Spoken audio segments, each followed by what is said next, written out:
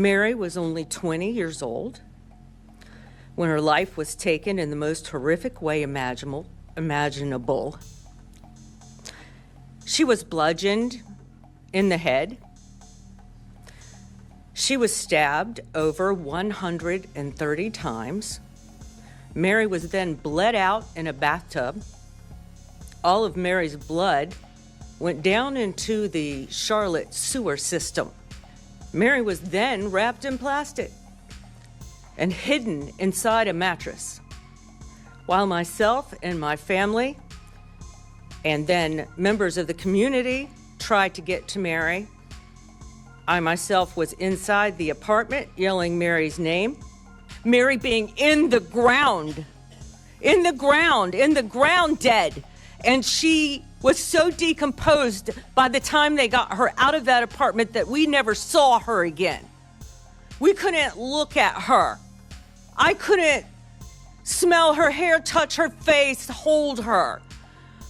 I didn't know what to do. Was I supposed to wrap her in a blanket for her to be buried, or her siblings, they wanted her to be buried in her favorite clothes?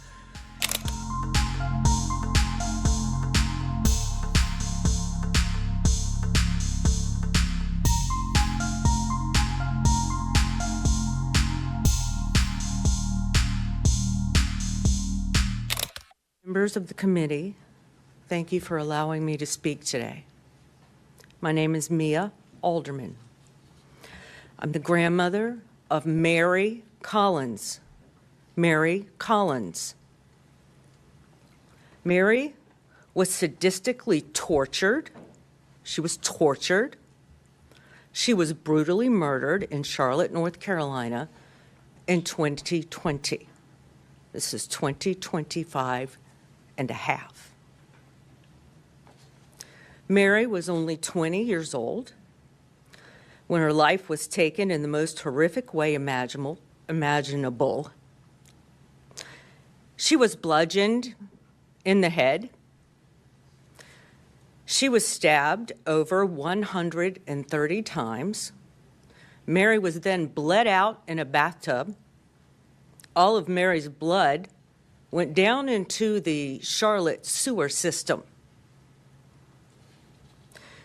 Mary was then wrapped in plastic and hidden inside a mattress, while myself and my family and then members of the community tried to get to Mary.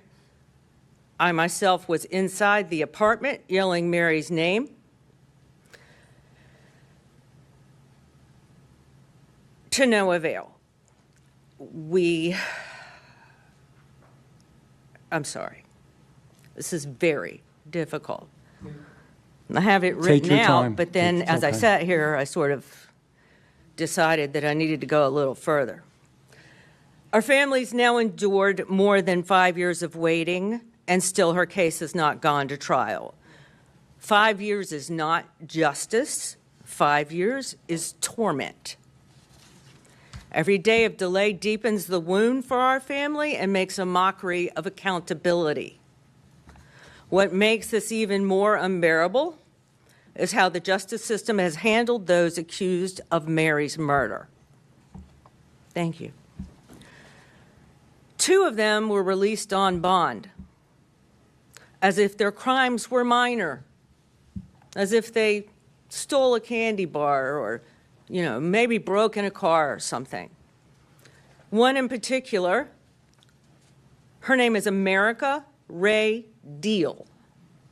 She remains free on bond today, despite repeated violations of her curfew and ankle monitor conditions. She has faced little to no consequence. We know she has broken curfew, left her home, pushed the boundaries of the very system meant to contain her. She basically thumbs her nose at it, which you can see for yourself on the photos that she posted on social media. They've now been taken down, but we have copies. Nothing's been done. How can someone accused of such cruelty walk free while we, Mary's family, serve a life sentence of grief? The failures did not begin in the courtroom. They began when Mary was killed. For days, family, friends, and the community pleaded for help. Pleaded. I was pleading as Mary's, I don't know the right word. Mary had a disability, and an invisible disability. If you're familiar with invisible disabilities, that means that you can't really, look at her and tell. Caregiver would be the right word. The police department and the detective would not comprehend what I was saying about Mary and how these people had her and they were hurting her, and I needed to get to her. It was long and it was torturous to even get him to go through that apartment door where she lay wrapped in plastic and concealed inside a mattress. It was 8 days since Mary left home. When they brought Mary out, it was finally the night of April 4th. She left the house on March 28th. The next day was Mary's mother's birthday, April 5th. That delay cost precious time, and it compounded the horror of what we later learned had happened inside. I cannot speak everything that happened to Mary, because if I try to speak what happened to Mary, I will no longer be able to sit or stand. So you're going to have to use your imagination on that part. Justice delayed is justice denied, and time is stealing our justice. With the backlog court system for murder trials, and Mary is not the only victim. We're here because Iryna Zarutska was also brutally stabbed and killed in Charlotte. She now brings us here today. The same system that failed Mary failed Iryna. Our hearts are broken for her family and her friends, and we grieve with them. We carry the heavy knowledge of the continued agony that they now face.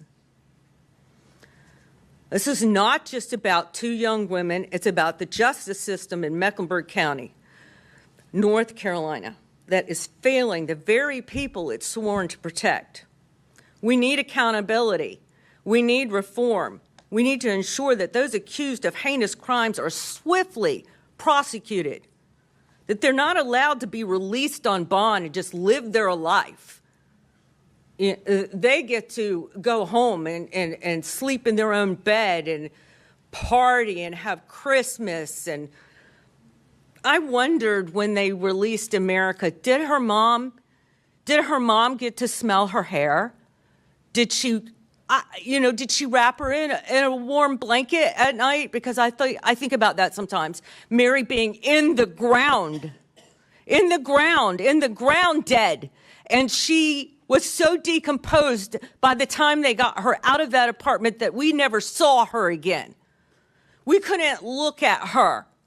I couldn't smell her hair, touch her face, hold her. I didn't know what to do. Was I supposed to wrap her in a blanket for her to be buried, or her siblings, they wanted her to be buried in her favorite clothes? It was COVID, so only 10 of us could go to a graveyard. We couldn't have a funeral, for Mary has had no funeral. No funeral. None. Her murderers have not faced trial. They've been out free on bond, and we had to go to a cemetery where there was a casket that they told us Mary was inside, and only 10 of us could go.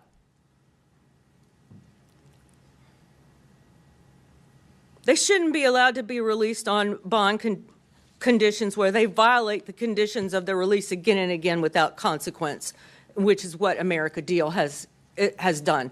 The other one that was released on bond, James Salerno, has since been taken back to the Mecklenburg County Jail.